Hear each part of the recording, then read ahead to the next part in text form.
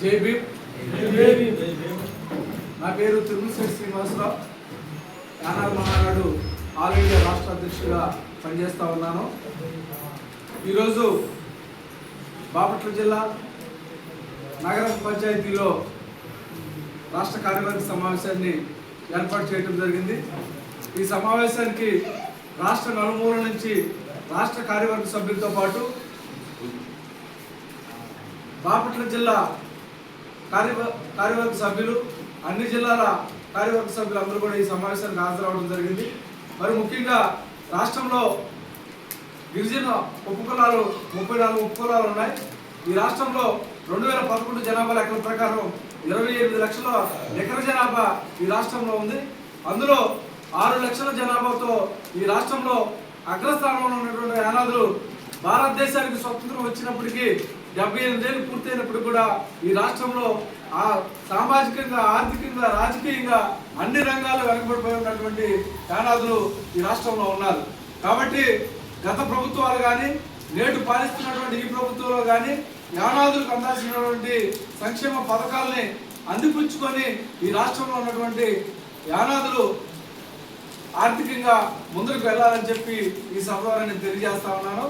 అదేవిధంగా ఈ రాష్ట్రంలో గత 2019-24 మధ్యకాలంలో తెలుగుదేశం పార్టీ జాతీయ అధ్యక్షులు, ప్రస్తుత రాష్ట్ర ముఖ్యమంత్రి వర్యులు శ్రీ నారా చంద్రబాబు నాయుడు గారు రాష్ట్రంలో ఉన్నటువంటి యానాదులకు ప్రత్యేకమైనటువంటి కార్పొరేషన్ ఏర్పాటు చేస్తారని, అలానే ఆయా వర్గానికి సంబంధించినటువంటి అన్ని పనుల్ని వారు అభివృద్ధి చెందడానికి కొన్ని స్కీమ్స్ ని నేను ఇస్తానని చెప్పి ఆ రోజు వాగ్దానం చేయడం జరిగింది. మరియు ఈ రాష్ట్రంలో ఎన్డీఏ కూటమి ప్రభుత్వం అధికారంలోకి వచ్చి నిన్న జూన్ 4 నాటికి 2 సంవత్సరాల పరిపాలన పూర్తి చేసుకుంది. కానీ నాడు ఇచ్చినటువంటి హామీల్ని, యానాదులకు ఇచ్చినటువంటి హామీలు అమలు చేయడంలో ప్రభుత్వం ఇప్పుడు కూడా చాలా వెనుకబడిపోయి ఉంది. వెంటనే ఈ రాష్ట్రంలో ఉన్నటువంటి యానాదులకు తీర్పు తరపున అందించే విధంగా గౌరవ ముఖ్యమంత్రి గారు కూడా వెంటనే యానాది కార్పొరేషన్ ఏర్పాటు చేయాలా. అలానే ఈ రాష్ట్రంలో ఎస్సీ సామాజిక వర్గానికి సంబంధించినటువంటి ఎస్సీ వర్గీకరణని ఏ విధంగా అయితే అమలు చేశారో ఈ రాష్ట్రంలో కూడా గౌరవ సుప్రీంకోర్టు ఇచ్చినటువంటి మార్గదర్శకాలకు అనుగుణంగా ఈ రాష్ట్రంలో 34 ఉపకులాలకు సంబంధించి ఎస్టీ వర్గీకరణ కూడా చేసి వెంటనే యానాదులకు న్యాయం చేయాలని చెప్పి ఈ సభ ద్వారా, ఈ మీడియా ద్వారా తెలియజేసుకుంటా ఉన్నాను. మరి అలానే ఈ రాష్ట్రంలో ఎస్టీ కమిషన్ ఉంది. ఈ రాష్ట్రంలో 6 సభ్యులు, ఒక చైర్మన్తో పాటు 6 సభ్యులను తీసుకున్నారు. కనీసం ఈ రాష్ట్రంలో యానాదులకు ఎస్టీ కమిషన్ చోటు లేకపోవటం, మరి దేశ జనాభాలో కానీ, ఈ రాష్ట్ర జనాభాలో కానీ ఆ గిరిజనుల్లో అత్యంత జనాభా కలిగినటువంటి యానాదులకి ఇంతవరకు ఒక్క కమిషన్ సభ్యుడు రాష్ట్రంలో లేకపోవటం చాలా సిగ్గుచేటుగా ఉంది.